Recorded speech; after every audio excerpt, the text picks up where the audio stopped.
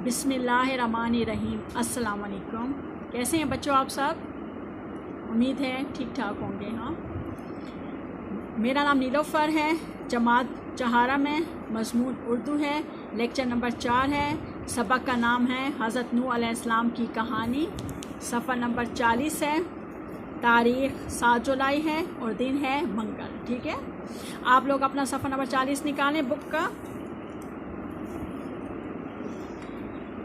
हज़रत नूह अलैहिस्सलाम की कहानी।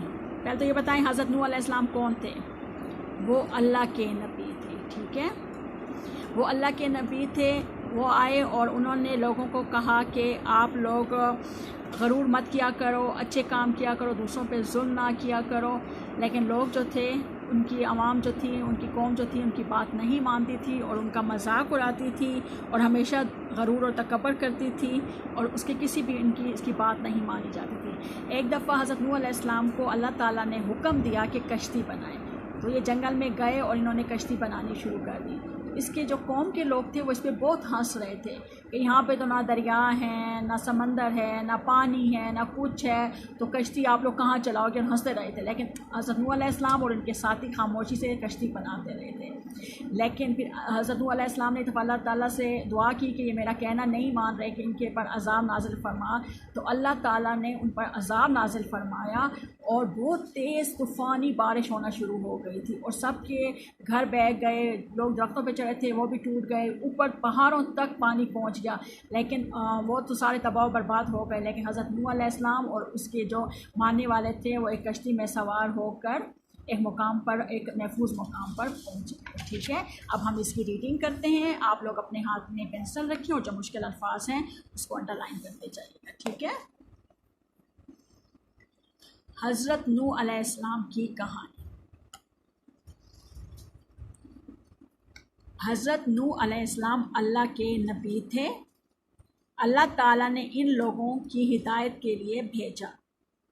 अल्लाह ताला ने इनको लोगों की हिदायत के लिए भेजा। ठीक है, हिदायत यानी सीधी राह दिखाने के लिए भेजा कि इनको सीधी राह दिखाई जाए। उन्होंने अपनी कौम को अल्लाह ताला की अजीम और हैरानकुन तख्लीक़ात को अंडरलाइन करें, यानी जिनको अल्लाह ने पैदा किया है, बनाया है। आसमान, ज़मीन, चाँद, सितारों और बेशुमार नेमतों की तरफ तवज्जो दिलाई और बताया कि शैतान तुम्हें इतने अरसे से गुमराह करता रहा। उनको कहा कि शैतान तुम इतने अरसे से गुमराह करता रहा, यानी बदज़न करता रहा, गलत किस्म के ख्यालात तुम्हारे दिलों में लाता रहा।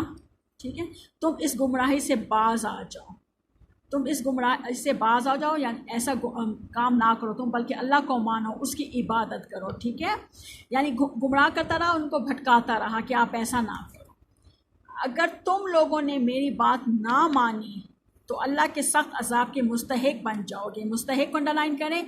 तो हज़रत नूह अलैहिस्सलाम ने लोगों से कहा कि अगर तुम लोगों ने मेरी बात ना मानी ना तो अल्लाह के अज़ाब के हकदार बन जाओगे, मुस्तहिक हकदार बन जाओगे। इन लोगों ने हज़रत नूह अलैहिस्सलाम से कहा कि आप हम जैसे ही एक इंसान हैं। उन्होंने कहा कि आप नबी नहीं हैं, बल्कि आप हम जैसे ही एक इंसान हैं। आप किस तरह पैगंबर हो सकते हैं? जब उन्होंने देखा कि हज़रत नूह अलैहिस्सलाम के पैरोकार को अंडरलाइन करें, यानी इनके मानने वाले, हज़रत नूह अलैहिस्सलाम के मानने वालों में ज़्यादा तादाद गुरबा यानी गरीब लोग और मस्कीन लोगों की है, तो उन्होंने आपका मजाक उड़ाना शुरू कर दिया। उन्होंने सच्चाई के पैगाम को गरूर और तकब्बुर के साथ मुस्तरद कर दिया।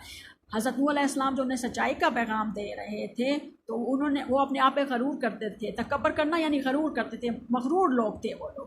उन्होंने उसके साथ मुस्तरद कर दिया, यानी उसको कहा कि ऐसा नहीं हो सकता। ठीक है, मुस्तरद कर दिया यानी उसको ख़त्म कर दिया कि ऐसा नहीं है, ये तुम गलत कह रहे हो। ठीक है, यानी हज़रत नूह अलैहिस्सलाम जो उनको पैगाम देते थे कि अल्लाह को मानो, अल्लाह ने सब चीज़ें पैदा की हैं, तो उसने कहा तुम गलत कह रहे हो। ठीक है, हज़रत नूह अलैहिस्सलाम इन्हें 950 साल तक अल्लाह ताला पर ईमान लाने की दावत देते रहे। कितने सौ साल? 950 साल। हज़रत नूह अलैहिस्सलाम ने कितने साल उनको दावत दी? 950 साल अल्लाह ताला पर ईमान लाने की दावत देते रहे। आखिरकार हज़रत नूह अलैहिस्सलाम ने इनकी हलाकत की दुआ मांगी। जब वो इनको 950 साल तक कहते रहे कि अल्लाह को मानो और बुरी चीज़ों को तुम लोग छोड़ दो, लेकिन उन्होंने इनकी बात ना मानी। आखिर में उन्होंने उनके मरने की दुआ मांगी। हलाकत को ना लगे, इनके मरने की दुआ मांगी। ये देखें चट्टान, ये देखें कश्ती बनी हुई है जो हज़रत नूह अलैहिस्सलाम ने बनाई। ठीक है ना। चलें, अल्लाह ताला ने इनकी दुआ का जवाब देते हुए इन्हें एक बड़ी कश्ती तैयार करने का हुक्म दिया। जब इन्होंने दुआ मांगी, इनकी हलाकत की दुआ मांगी, तो अल्लाह ताला ने इनकी दुआ का जवाब देते हुए कहा कि पहले आप एक बड़ी कश्ती बनाएं। हज़रत नूह अलैहिस्सलाम ने कोई सवाल किए बगैर, यानी उन्होंने पूछा भी नहीं अल्लाह ताला से कि आप कश्ती क्यों बनवा रहे हैं, ठीक है, कोई सवाल किए बगैर जंगल में अपने साथियों के हमरा लकड़ियाँ काटनी शुरू कर दी। हमरा यानी उनके साथ जाकर लकड़ियाँ काटनी शुरू कर दी। दूसरे लोग इनको काम करते देखते तो मजाक उड़ाते।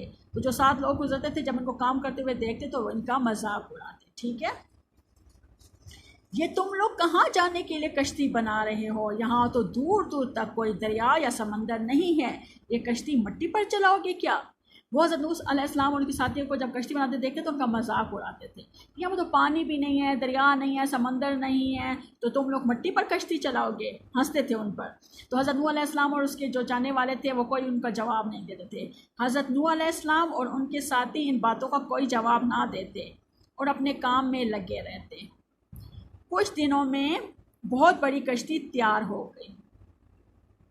तो अल्लाह ने हुक्म दिया कि तमाम जानवरों और परिंदों का एक एक जोड़ा, यानी तमाम जानवरों और परिंदों का एक एक जोड़ा से क्या मुराद है कि यानी कि जैसे गाय हो गई, साथ बैल हो गया, इस तरह का एक एक जोड़ा साथ ले जाओ। ठीक है, और खाने पीने का सामान कश्ती में रख लो। उन्होंने अल्लाह का हुक्म माना और वैसा ही किया जैसा अल्लाह ने हुक्म दिया था। तमाम जानवरों जैसे हिरन, हिरनी, देखें जोड़ा इसको कहते हैं, हिरन, हिरनी, गाय, बैल, घोड़ा, खोरी वगैरह को कश्ती में सवार किया। फिर हज़रत नूह अलैहिस्सलाम ने अहले ईमान को कश्ती में सवार होने का हुक्म दिया। अहले ईमान यानी कि जो ईमान वाले थे, उनको कहा कि कश्ती में बैठ जाओ। जो लोग देख रहे थे वो मजाक उड़ाने लगे, अरे इन सबको क्या हो गया है, ये कश्ती में क्यों बैठ रहे हैं? इन लोगों में हज़रत नूह अलैहिस्सलाम का बेटा भी शामिल था। यानी कि जो लोग मजाक उड़ा रहे थे ना, उसमें हज़रत नूह अलैहिस्सलाम का अपना बेटा भी था, वो भी मजाक उड़ा रहा था। हज़रत नूह अलैहिस्सलाम ने उसे पहले भी समझाया था लेकिन वो ना माना। हज़रत नूह अलैहिस्सलाम ने अपने बेटे को पहले समझाया था लेकिन वो भी ना माना। एक बार फिर उन्होंने उसे बुलाया मगर उसने कहा मेरी फ़िक्र ना करें, मुझे कुछ नहीं होगा। यानी फिर इन्होंने कहा कि आ जाओ कश्ती में बैठ जाओ, तो उसने कहा कि आप मेरी फ़िक्र ना करें, मुझे कुछ नहीं होगा।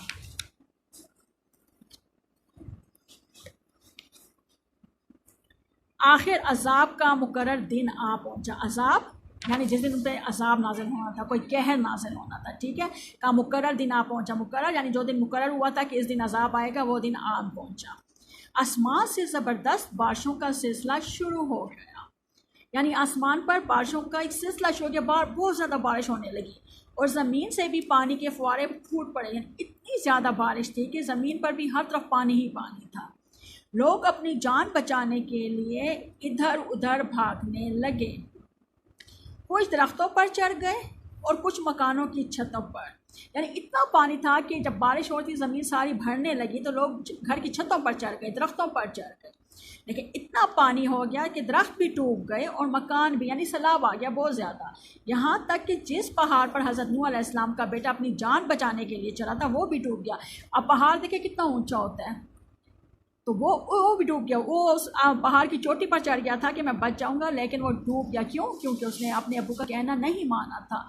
वो काफ़ी लोगों के साथ था, उन लोगों के साथ था जो हज़रत नूह अलैहिस्सलाम का मजाक उड़ाते थे। ठीक है, सारे नाफरमान लोग डूब गए और हज़रत नूह अलैहिस्सलाम की कश्ती पानी में ऊपर ही ऊपर तैरती रही। सारे लोग जो नाफरमान थे वो सारे डूब गए, लेकिन कश्ती जो होती है वो पानी में तैरती रहती है। ठीक है, वो पानी के ऊपर ही तैरती रही। बहुत दिनों बाद बारिश रुकी, काफ़ी दिन बारिश होती रही, उसके बाद रुकी। सूरज निकला। कश्ती में सवार लोग सूरज को इतने दिन बाद देखकर बहुत खुश हुए। पानी कम होने लगा और इनकी कश्ती एक पहाड़ के साथ जा लगी। जिसका नाम जूदी है, ठीक है। जूदी को अंडरलाइन करें। बाज़ लोग इसको जोदी भी कहते हैं, लेकिन इसका सही है ना जूदी है, ठीक है। उस पहाड़ का क्या नाम है? जूदी है, ठीक है। लोग कश्ती से उतरे और अल्लाह का शुक्र अदा किया, जूदी पहाड़ पर चले गए थे, ठीक है। ये तस्वीर जूदी पहाड़ की है जिस पर हज़रत नूह अलैहिस्सलाम की कश्ती आकर ठहर गई है। देखिए ये जूदी पहाड़ है, ठीक है, ठीक है। समझ आ गई आपको? इसलिए कहते हैं कि अल्लाह ताला की इबादत करनी चाहिए, अल्लाह ताला का नाफरमान नहीं होना चाहिए, किसी भी वक्त अजाब आ सकता है, ठीक है। हमेशा अल्लाह की खुशनुदी के काम करने चाहिए, अल्लाह को एक मानना चाहिए और उसकी इबादत करनी चाहिए, ठीक है।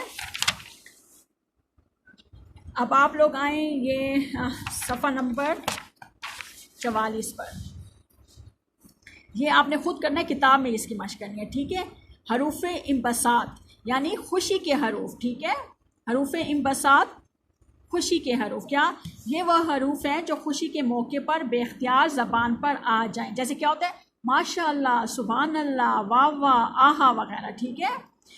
इन हरूफ के बाद अलामत ताजब यानी ये देखिए एक्सक्लेमेशन मार्क्स ये वाला लगाया जाता है, ठीक है। अब देखिए इस्तेमाल, अब इसकी क्या सी एग्जांपल दी हुई है आपको, जैसे वाह वाह, फिर इसके पास देखें अलामत ताजब लगाई गई है। ये यूँ करके नीचे डॉट लगाते हैं, तो इसको क्या कहते हैं? अलामत ताजब। क्या ज़बरदस्त छक्का लगाया है, ठीक है। अब ये है हरूफ इम्बसात यानी खुशी के मौके पर जो बोले जाते हैं। अब ये है हरूफ तासुफ यानी अफसोस के मौके पर जो बोला जाता है, ठीक है। अफसोस के, कौन से अफसोस के मौके पर? आह, उफ, हाय, अफसोस, ओहो, ठीक है। ऐसे मौके पर अल्फाज बोले जाते हैं तो उसको क्या कहते हैं? हरूफ तासुफ, अफसोस के मौके पर। इन हरूफ के बाद भी अलामत ताज्जुब इस्तेमाल की जाती है। कैसी अलामत ताज्जुब? ये यूँ करके और ये यूँ नीचे डॉट, ये अलामत ताज्जुब है, ठीक है। जैसे ओहो, कितना आसान बोल नहीं किया, ठीक है। अब इसमें है कि ऊपर दिए हुए कोई से 3 हरूफ इम्बसात और हरूफ तासुफ को जुमले में इस्तेमाल करें। अब 3 हैं, देखें। अब जैसे है पहला हम लोग कोई भी लगा लेते हैं। अब क्या हरूफ इम्बसात क्या था? खुशी के मौके बोल जाते हैं। आप बोलोगे माशाअल्लाह, आज आप बहुत प्यारी लग रही हो, ठीक है। और इसका दूसरा है सुभान अल्लाह, तुमने कितनी प्यारी नात पढ़ी, ठीक है। और वाह वाह, आज तो तुमने नया सूट पहना है, ठीक है। ये आपने खुद बनाने, इसके मैं ये आपको सब समझा रही हूँ, आपने खुद इसके बनाने हैं, ठीक है। हर्फ तासुफ, ठीक है। हर्फ तासुफ, ये हर्फ अम्बसात है और ये हर्फ तासुफ है, ठीक है। अब हर्फ तासुफ क्या होता है? जो किसके मौके पर बोला जाता है? अफसोस के मौके पर, ठीक है। और उफ, इतना अच्छा मौका था, तुमने ज़ाया कर दिया, ठीक है। हाय, तुम्हारा कैसे एक्सीडेंट हुआ, तुम कैसे ज़ख्मी हुई, ओहो, टेस्ट में तुम्हारे नंबर बहुत कम आए हैं, ठीक है। तो इस तरह की ये सब, ये आपका होमवर्क है। सवाल नंबर कौन सा है?